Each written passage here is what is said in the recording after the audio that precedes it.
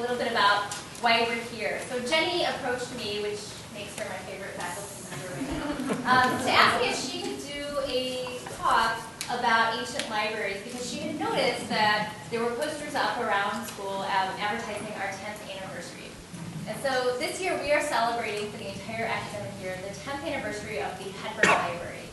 And we kicked it off on October 8th. If you missed the cake shaped like our library, that was amazing. But we did all through that week a number of workshops, a number of talks, and some different activities, including Dance in the Library.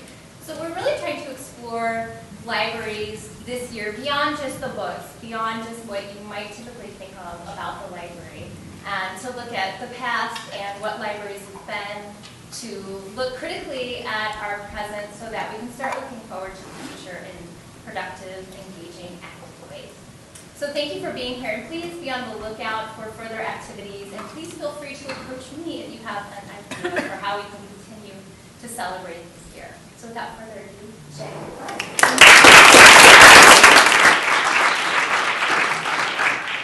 Okay, so my focus today will be on the Mediterranean.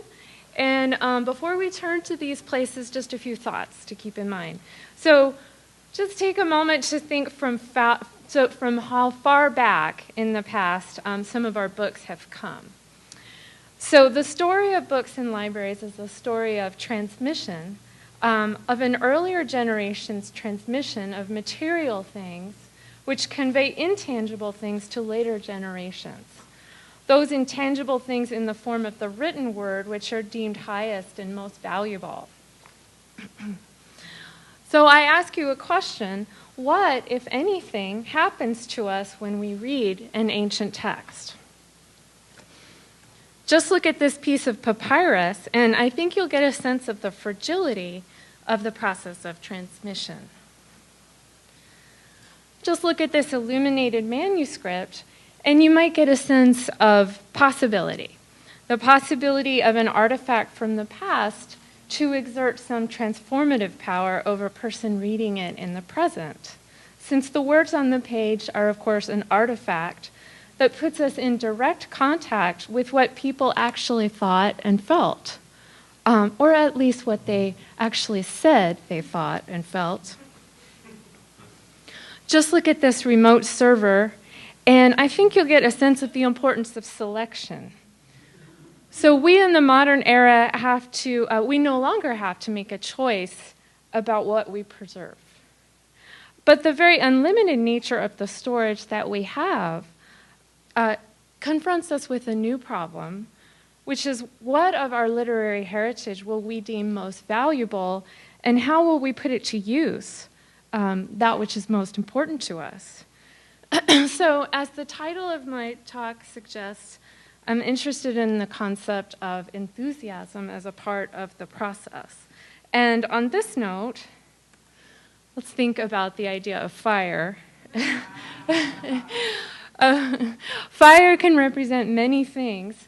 It can represent zeal or passion or ardor or commitment to some higher ideal or true love or deeply felt passion. It can also represent the forces of destruction, barbarism, dogmatism, and ignorance, which may be used against those things that have been cherished most dearly and deemed most valuable and even recognized as irreplaceable. So this is what we mean by a book in Mesopotamia: cuneiform on a clay tablet. Cuneiform meaning wedge-shaped, referring to the indentations in the clay.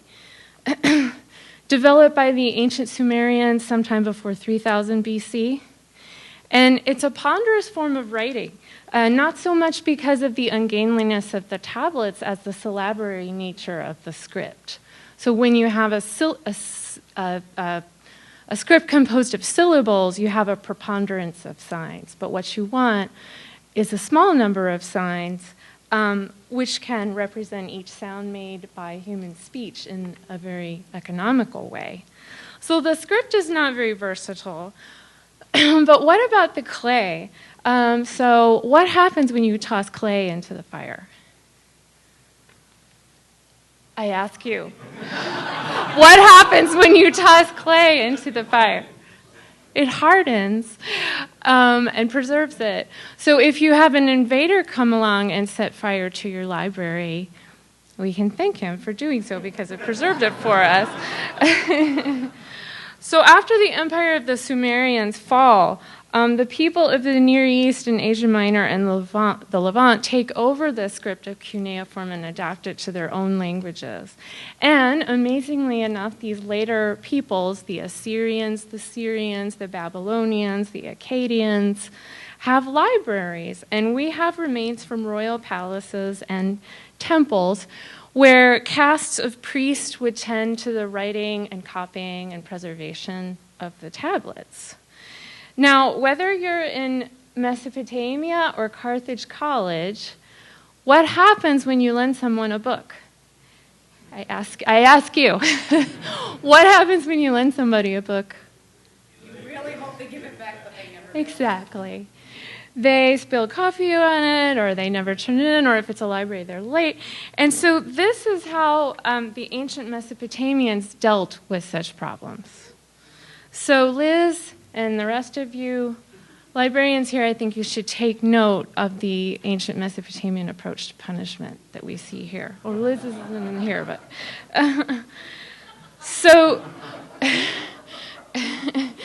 So the great majority of tablets that we have from the Near East and Mesopotamia deal with banal stuff like inventories, like bookkeeping and administration of the government and legal documents and some religious texts and actually lots of omen texts. But fortunately for us, these later peoples treasured and in some few instances preserved the myth in the literature of the ancient Sumerians, to which they also contributed themselves. And as you can see, they keep bilingual vocab lists on hand. And without them, we wouldn't have the text and the literature of the epics, and for example, we wouldn't have the flood myth. And this was quite a sensation when this was discovered. So the best site of all from this part of the world is the library of King Ashurbanipal, who we just saw with the rules that I put up there, who ruled in Assyria and had his royal capital at Nineveh in the 600s BC. And so avid was he in his book collecting that we can truly say that his was the earliest library in the West, in that it was a systematically collected library. And so he would send scribes on book searches. He would make requests of books from other places. And he even made war on his brother, who was the king of Babylon, defeated him, and then just helped himself to all the tablets that were there. So again, mostly what we have from his library is the usual stuff. But we also have our best tablets of the Gilgamesh epic. And here's a quote from Gilgamesh. So what is the purpose of this sort of a collection? So in one sense, it's all about the king. It's a reference library, essentially, that serves the priests and the diviners and the omen readers and the practitioners of magic, who are responsible for the spiritual security of the king. But genuine reverence for learning also plays a role. So the libraries of Mesopotamia come to an end when their civilizations come to an end. And they're only with us now because of modern excavations. And their story is therefore very different from the story of Greece and Rome, which is a story we can tell from century to century. Not that the line of transmission is unbroken. Far from it, it has serious breaks and omissions and grave losses. And so let's hop over the Mediterranean now to Greece. So the earliest Greeks hail from the Bronze Age, and theirs is a palace culture too, quite similar to the Near East. And as in the Near East, their palaces have scribes, and they write in a somewhat ponderous syllabic script. And There is the citadel, and there's the lion's gate. You can see the lions there, although they have been effaced with time, and you can only see the bottom half of the lions now. And so they write in this syllabic script, and these scripts are named Linear A and Linear B because, well, they're quite linear. Only one of them, Linear B, has been deciphered by a really interesting man named Michael Ventris in 1953. And this was the year when Mount Everest was climbed, and the genetic code was cracked, and Linear B was deciphered all in 1 year. And in this case, unfortunately, the extant writings are all administrative stuff. So there were some, before Michael Ventris came along, there was Sir Arthur Evans, and he was very careful with the tablets, but so he had a certain group of tablets that got wet when he was storing them, and they became just a muddy, indecipherable mess. So I wonder if those might have, what those had on them. But mostly it's inventories and, or I should say all, not mostly, it's all inventories and records and administrative stuff that we have from the Mycenaean Greeks. And this is not because they didn't have poetry, it's because they were singing it without writing it down. So the palace culture of Bronze Age Greece crumbles in a somewhat mysterious saga of collapse that engulfed the entire Mediterranean around the late 1200s BC. And a dark age descends. A time of war, population decline, poverty, cessation of trade, emigration, dislocation. And the great palaces stand empty. And the script goes the way of the palaces, so that even writing is lost. And instead of palace kings, you have small-time kings at the head of warrior bands who orchestrate raiding and pirating expeditions instead of the glorious, heroic wars that they continue to sing about in their oral tradition. So literacy is lost, but literature is not lost because, again, it's being sung the whole time. So the Dark Age comes to an end, and trade and communication pick back up. And at some point, the Greeks encounter the script of the Phoenicians. And the Phoenicians dwell in modern-day Syria, and they were very mercantile, and they were great seafarers, great sea traders. So what was their most famous colony? Yes, yay, Carthage, great. That didn't take long. The encounter of the Greeks with the Phoenician script, which only had consonants, was a momentous one around 750 BC. And the Greeks adapt it by adding a few letters and, crucially, vowels. And it thereby becomes an alphabet. And you can see on this cute little rooster, he would only be about that tall, maybe a votive rooster. And he has the alphabet around his tummy. You see the first half there?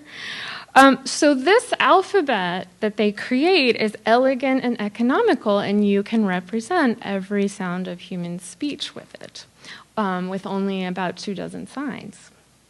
And this alphabet is, in fact, our alphabet, the one that we use today. So when you write in English, you're writing Phoenician symbols with an admixture of Greek vowels, which is filtered down to you by way of the Etruscans, who were Rome's northern neighbors. And then finally the Romans, who passed it down to us in the form of the Latin script. So when you see a piece of paper, think of the papyrus that it once was, and when you write, see the ancient symbols on the page. So as soon as the Greeks avail themselves of this new script, the first thing they do is they commit their oral poems that they've been singing all this time to writing. And these are, of course, the songs that come down to us in the form of Homer's poetry. It's not actually true. Maybe I think the first thing they did was graffiti. We actually have graffiti from very early on. So with the adoption of this new script, authors begin to compose poetry in written rather than oral form. And here's Sappho in the 7th and 6th century BC. And literacy takes off like wildfire. So schools are no longer just for the elites. Nearly everybody learns how to read and write. It's no longer just the priestly caste who serves the king. It's an open culture living through its texts. And around the 6th century BC, prose is invented by ancient Greeks who wished to accommodate a more analytical form of discourse. And here's Anaxagoras, who theorized about the physical world. So what are they writing on? Animal skins can be used for paper. This is what's called parchment or vellum. Also, papyrus. And we have Greek vases, a plethora of Greek vases that show people reading papyrus scrolls around the beginning of the 5th century. And here's an image of a papyrus plant. So you make papyrus paper by taking thin strips of it, cross-hatching it, hammering it, and drying it out. And the Egyptians were making this as early as 3000 BC, and then they start exporting it around 1000 BC. So the strips of the papyrus paper are glued together and then rolled up into a scroll, which could be more than 30 feet long. So the person would be unscrolling and then rolling back up the text as she or he read. The ancient Greeks also had scratch paper, potsherds. And here's what they used in schools: wooden tablets with wax on them, which they would inscribe with a stylus so you could use and reuse it. So in Athens, we hear about a flourishing book trade that springs up. We hear about where the booksellers sell their books in the agora. We hear about a law which puts the texts of the great Athenian playwrights in their public records office. And that they're not really gung-ho about preserving things. They're kind of living it more than they are preserving it. But there is there are schools with libraries, and the most important of those is Aristotle's library. He has a vast number of books, many of which he wrote himself. So here is the most famous quote from Thucydides, the Athenian historian. And his statement about his work being a possession for all time is predicated on the idea of book production. So Gilgamesh inscribes his story in a monument near his walls, which were symbolic of his power of king. And Thucydides has the same wish for immortality, and both of them, regardless of their technology, equally wish to speak to posterity. So on to Alexandria. So Alexander the Great dies. All of his generals fight over the empire, and it hashes out into a handful of kingdoms. So the Ptolemies, who are Greek, are the dynasty that gains control of Egypt. And the library that they create around 300 BC, which is situated in part of this whole palace complex called the Museum, was the first and the greatest of its kind. The Ptolemies were really well educated, interested in math and science and the arts. The first Ptolemy wrote a history of Alexander, and he has the tomb of Alexander. His remains were installed in the palace complex. So they have kind of a start from scratch situation on their hands, the Ptolemies. So they are Greek, they conduct their affairs in Greek, it's a Greek culture, they model the library on Aristotle's library, but they also adopt ways of doing things from the pharaohs. So if you can see that colonnade there, it would be an open-air colonnade, and then with rows and rows and rows of rooms behind it, and the library would be in one of those rooms, just a bunch of shelves. And we have the floor plan of the Ramesseum, the Mausoleum of Ramses II from 1300 BC. And if you can see there, the colonnade with the rows and the rows and the rooms behind it, and a library. In sort of some small rooms back there in the back. And also the tomb of Ramses was there too, and the tomb kind of has like a talismanic effect over the whole complex. And so it's very likely that the Alexandrians modeled their library on a structure like this. So in the ancient world, the word museum, it's just a place where you go to worship the muses, the goddesses. Okay, but here in Alexandria, the sense is figurative. They create a grand public sanctuary for the cultivation of nearly everything that could be defined as civilized. And they actively draw in the best scholars in the sciences and the arts, kind of like a dream team. And by the way, there was a later Hellenistic library in Pergamum, and they were in very a heated competition with each other. And so the librarians / scholars, hard at work, seem to have dwelt in the museum, and they acted as teachers not only to the royal princes but to others as well. And they give new meaning to the idea of acquisitions. They probably had about 500,000 scrolls, but that would only mean 70,000 complete works when you take into consideration how much you can fit on a scroll. So they buy whatever scrolls they can, and yet remember they have great wealth because of all the grain in Egypt, and of course they also have this, I don't know if I mentioned, they have a monopoly on the papyrus supply, because papyrus only likes to grow in abundance along the waters, the banks of the Nile. So they buy whatever they can and they confiscate the rest. So if a ship comes into the harbor, and I think you saw the harbor before with the famous lighthouse, they would confiscate any scrolls on board, copy them, and then give back the copies.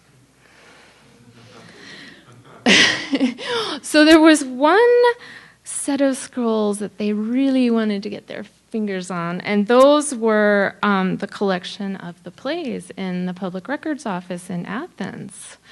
So the Athenians were a little nervous about this, and they said, well, okay, you can have them, but you're going to have to pay us a bond.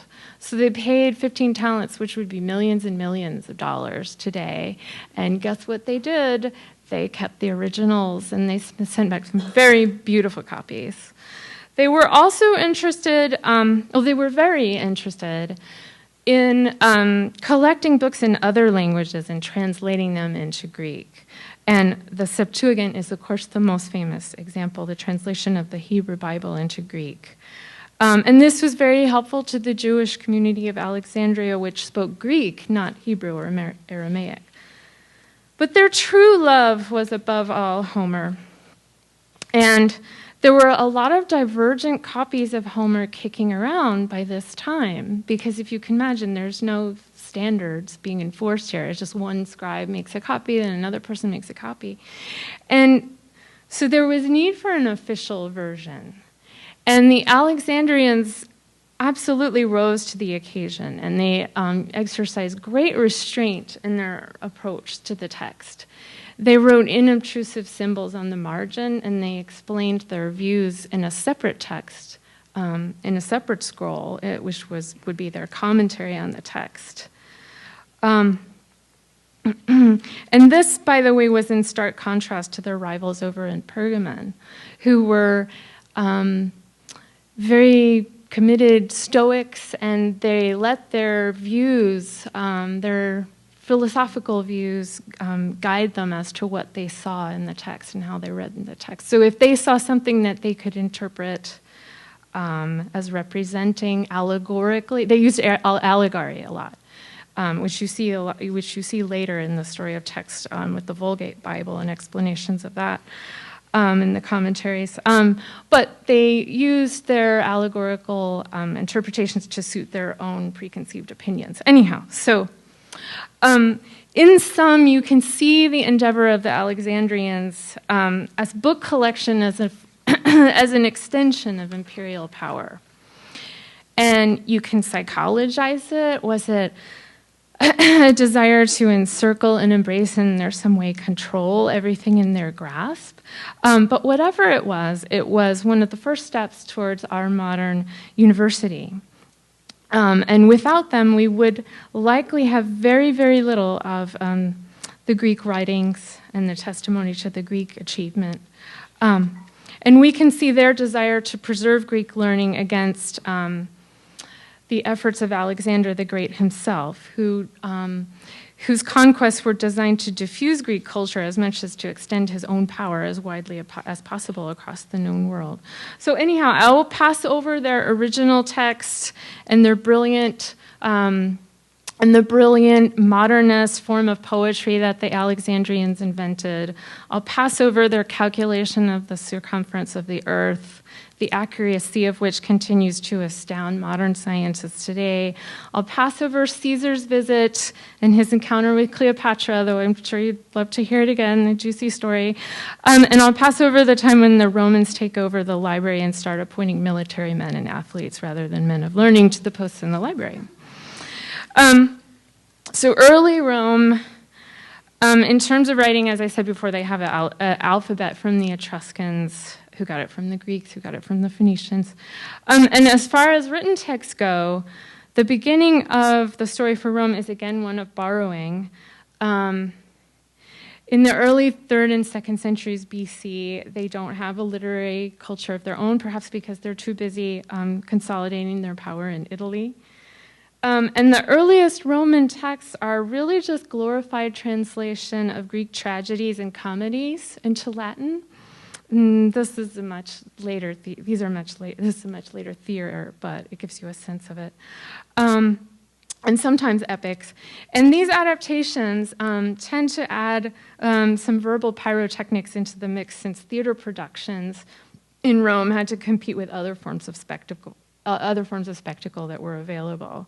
So in the early period in Rome, you've got private libraries held by wealthy people, and then book collections held by the theater itself, by the theater managers. And the only book collection we know about for sure in the early period belonged to the Scipionis family in the 1st century BC. So Scipio Aemilianus, he was a great military man, and I'm just going to focus on him for a second.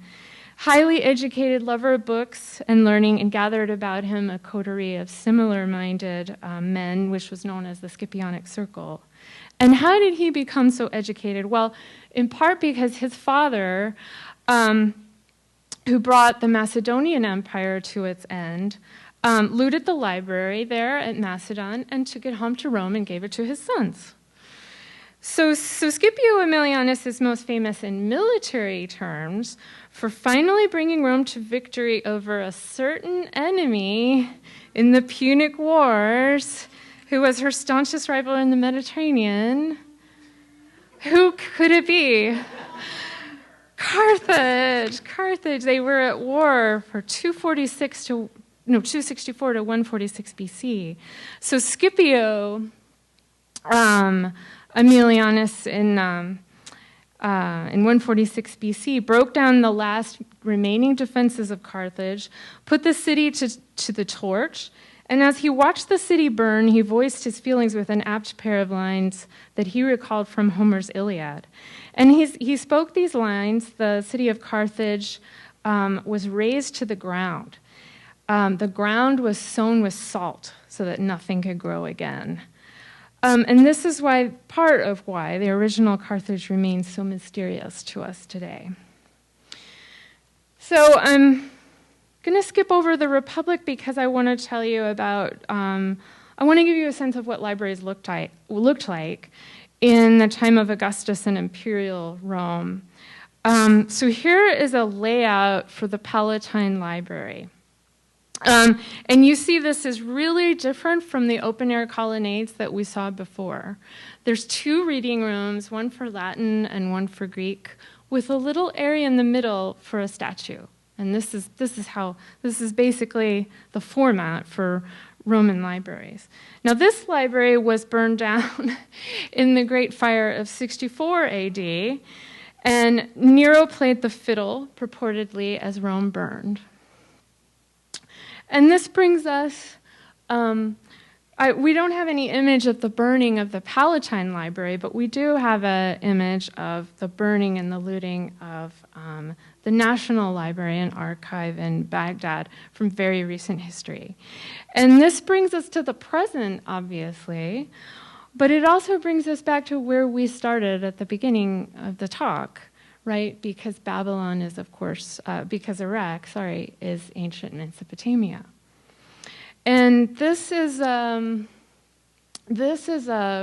priceless vase from the museum that was looted. So here's before invasion and there's after. Before 2003, after 2003. And this was looted, and then there was an amnesty where you could bring back, if you'd taken anything from the library, you could bring back, no questions asked. So 3 guys in a red Toyota, 3 20-something-year-old guys in a red Toyota brought this in and had it rolled up in a blanket, and that's what it looked like afterwards. And anybody who knows Inanna or Astarte, she's on there if you can make her out, the goddess, the fertility goddess. So back to happy times. Okay. So back to 1st century AD onward, Pax Romana. Roman libraries were incorporated into baths, Roman baths. And Roman baths were like recreational complexes. They were quite beautiful, and they had heated underground plumbing, for which the Romans were famous. And the Romans began to add gardens and walking paths and courts for games and places for musical recitals and lectures and libraries. Here's the baths of Carcalla, 212 AD, one of the most famous sites in Rome. And you see how high the buildings are. There would have been really nice open air reading rooms and room for a colossal statue.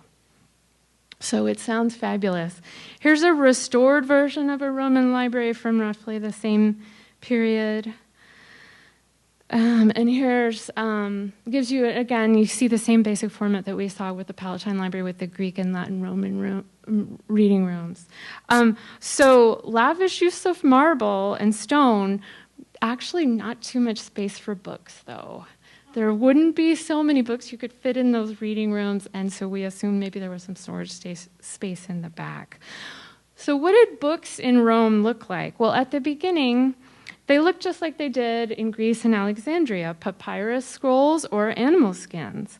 But then sometime before the 1st century AD, there was a most important technological advance that was achieved in Rome. And the next major advancement after this would be the printing press. So this was the invention of the Codex. So this was an idea whose time had come, right? So to make a codex, you just take this basic format of the writing tablet, which we saw before, which is wooden leaves, wooden pages, so to speak. But instead of wooden pages, you put in some parchment, the animal skins, or papyrus, and just fold it in half, and then you can flip through it and use it like a book, and that's a codex. So this really brings us up to the modern era, and you see the amazement of Martial, 1st century AD, amazed at how convenient these codices were, and he even tells his readers where you can go buy them, the location of a little shop in Rome where you could buy them. So this brings us to the modern era. This is the Codex Sinaiticus on vellum. So those are skins. Parchment skins. And this holds the entire Old Testament and the New Testament plus some extra books, apocryphal books. But strangely, this transition from roll to codex was laggard, with the exception of one important group, the early Christians. So they avidly embraced the new format, and in the 1st century AD began writing down the Gospels, the earliest Bibles in the 2nd and 3rd century AD. But the pagans were slow to adapt the new format, but even they caught on by the 3rd century AD or so. And this parchment codex won out. It's much more durable, and it can hold a lot more. So in conclusion, I just want to relate a really brief story from the time of the Republic, which I had passed over before. So people were very literate, in the time of the Republic, including women, especially if they were of the upper classes. And there were many booksellers and private libraries, which were in fact very trendy. And Cicero had an extensive library, as did his friend Atticus, who helped him in editing and disseminating his works. And you might say Atticus was his publisher. And we have a letter of Cicero to Atticus relating to this new work on philosophy, De Finibus, which Cicero was working on.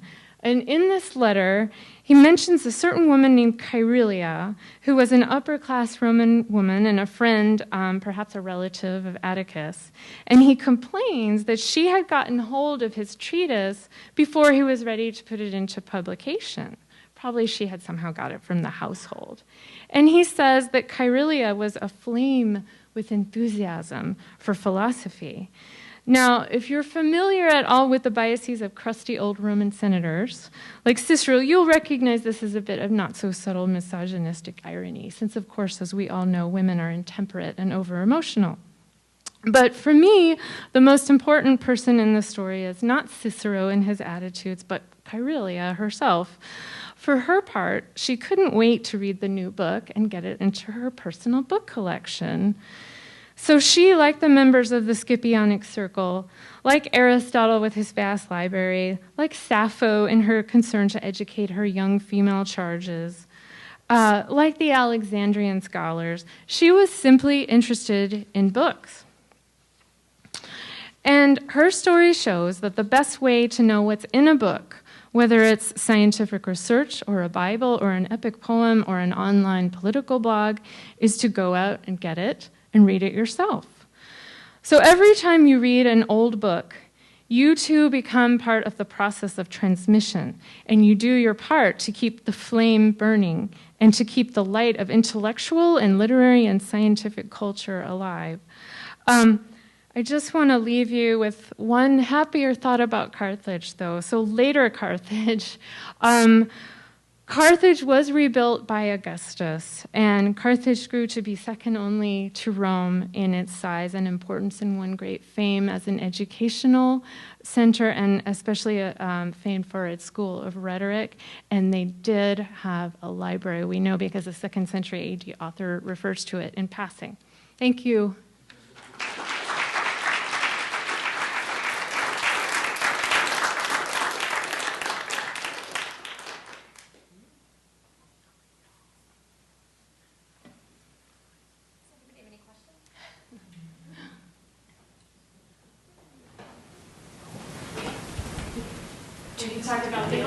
Yes? Well, I was wondering if, when you talk about the spread of writing in ancient Greece, and if you saw any connection when that kind of took off and political changes. Oh, yes. Thank you for the question. I didn't mention that, but that is absolutely true. So the script itself allowed things to take off like that, as I described, but also this happened to be the period in the 7th and 6th centuries and 5th centuries when the Greeks were experimenting with different forms of government, like democracy and broad oligarchies instead of kingships and so on. So that is certainly, that was something I cut out to try to shorten my talk. Yes?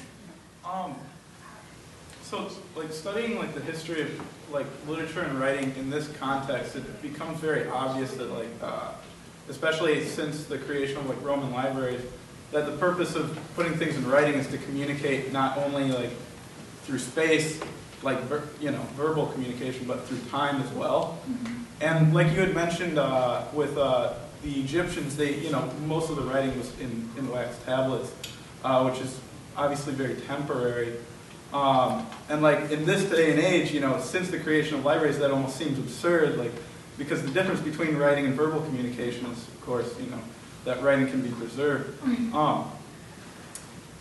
Was there like a specific kind of like catalyst or anything that had like maybe a deeper understanding of time or generational communication that occurred between the Egyptian temporary writing versus the doctrine of preservation of writing. Yeah, it's interesting because, like, as I was saying before, the Athenians seemed so content just to live their open culture and write the books that they want to hear and that they want to tell other people about. And, like I said, we just have some schools with some book collections, and there seemed to be no idea to really, let's preserve this until the Hellenistic period. And as you can also see from the talk, it was almost like libraries were a magnet for fires. There's always some war being fought, and so if you come along, the library is going to be in the city center, maybe near the government, and so it's easy to get burned down. And so so if we look into the time of the Middle Ages and Byzantium and the Italian humanists and later and everything, the monasteries are so important, as well as the bookshelves of individual men.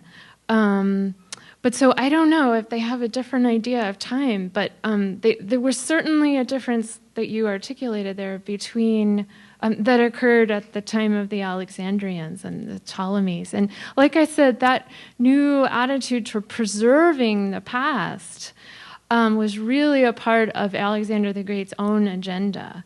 When he swept through on his tsunami of conquest all the way from Macedon, all the way over to Pakistan, modern-day Pakistan, before his troops finally mutinied because they couldn't go any further, he was on a deliberate program of expansion of Greek culture. He was told by his mother that he was the spawn of Zeus, the scion of Zeus, maybe that would be a better word. And he carried around Aristotle's copy of the Iliad and saw him as the latter-day Achilles and Heracles, and he married his officer class to upper-class women in Persia, and he did all of these things to fuse East and West. And whatever you think of him or however you want to judge him, it was a huge impetus to this idea of preserving the greatness and the glories of the past. And then that took the scholarly form that we saw with the Alexandrian scholars. Yes? It was for texts to be borrowed and then copied and then the copies sent back surreptitiously. Was there any type of repercussion for that? Yeah, it's so weird. It's so hard to get your head around this idea that if somebody wrote a text, there was one copy of that text.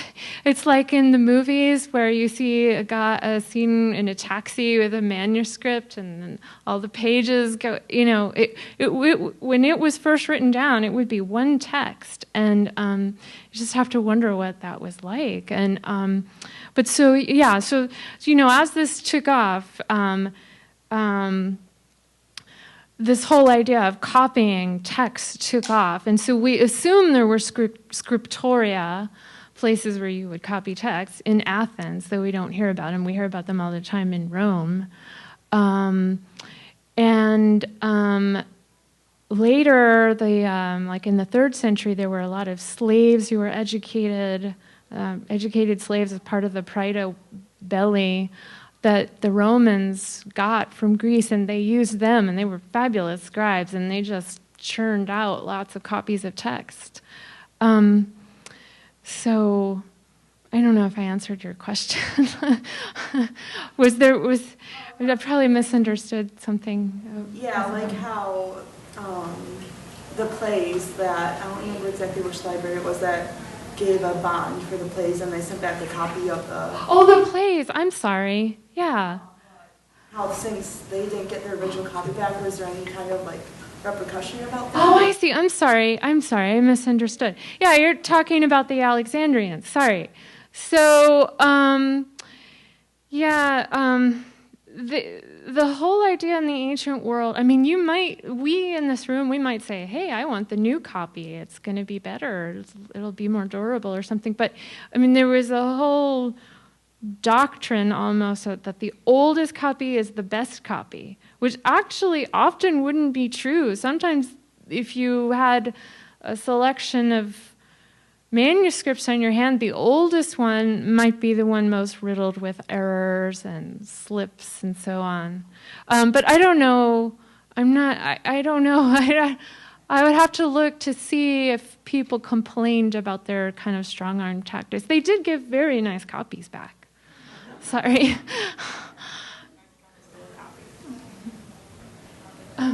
Yes. A kind of trivial question on the floor plan of Ramesseum. One of the little The Ramses II mausoleum, yeah. one of the little sort of slotted rooms or whatever look red is there. That was just a mistake. I was hoping no one would notice. I don't know why that was there. I had it I originally had it and then I lost it. I don't know what it is. The magic secret to the life in the universe. I don't. Chris or you next? Yeah, Chris. Yeah, you mentioned that the one library had like 500,000 clay tablets. So, if somebody were to walk in and was looking for the Iliad, where would you find it? I mean, how was it classified? Yeah, so Alexandria, the best estimate for that, there's a lot of sources talking about it, is that they had 500,000 scrolls. The tablets were in Macedonia, but they would have the scrolls in Alexandria. So they were incredibly organized, and they cataloged all of this stuff. In fact, Callimachus, who was one of the head librarians, he was the head. He did a great job cataloging this stuff. And we have some fragments of this work called the Pinakes, or the catalogs. And so they kept everything really organized, rooms for different subject matter and so on. They invented alphabetization to that end. Our order of our alphabet is the same as theirs. And there's a story that there was a poetry contest going on in Alexandria, and one of the people competing, one of the librarians, or somebody, I can't remember who, accused that person of plagiarism. But one of the librarians proved it by this is the story, by going back to the scrolls, looking everything up, finding all the original texts, kind of like at a moment's notice, and proving that the person had plagiarized. So, but whether it's true or not, the sense is that they really knew what was in their library really well, and probably had read as much of it as they humanly possibly could. Yes. Oh, and then you, I keep forgetting.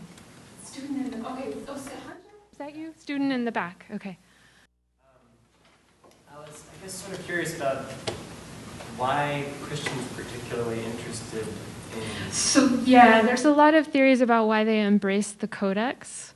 Number one, it was the obvious choice. Well, why wouldn't they? They may have been more motivated to distribute their materials, and the Codex made it very easy to distribute their materials. Also, kind of the theory is that the format itself allowed them to set themselves apart from the Jewish sacred texts and from the Roman way of writing. And so they kind of set themselves apart in that way. Just as a follow-up, is there any possible, I don't know, like connection between a greater focus on written texts and changing sort of ideas about the character of the afterlife, or like lasting? Well, there's a huge change. Like if we go back to ancient Greece, so the manner of those texts were being composed and shared orally up until the time of the script. So the script allowed the text of Homer and all those other texts to just take off, and everybody can see them and refer to them and use them, and just all other sorts of writing takes off as a consequence.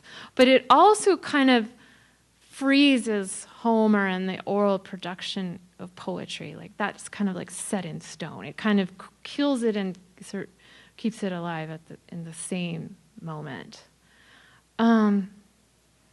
And then as to the afterlife, you'll have to ask the Orphics and read their texts. I don't know, I would say. Mm-hmm. Yes? I wonder if you could say more about the transition from scrolls to the codex work.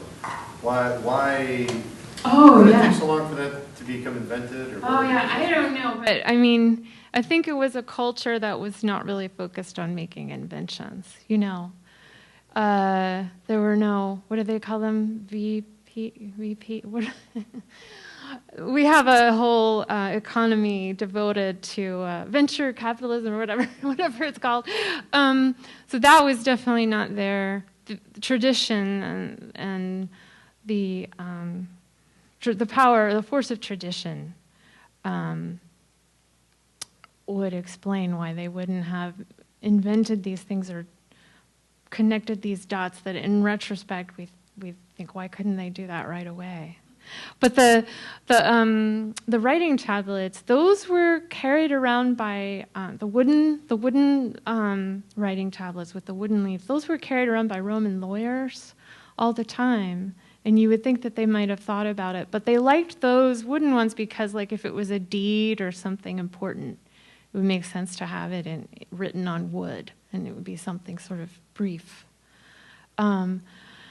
But yeah, I don't know why. Because, you know, with the scroll, you have to roll it and unroll it and everything. But there was, the scrolls were kept. Like, the scrolls were kept kind of as prestige tokens. So if you had, like, the equivalent of, like, a diploma or something like that, you would have that in a scroll, not a codex, even when the codex was available. So the scroll was kind of became the special fancy version of recording something written.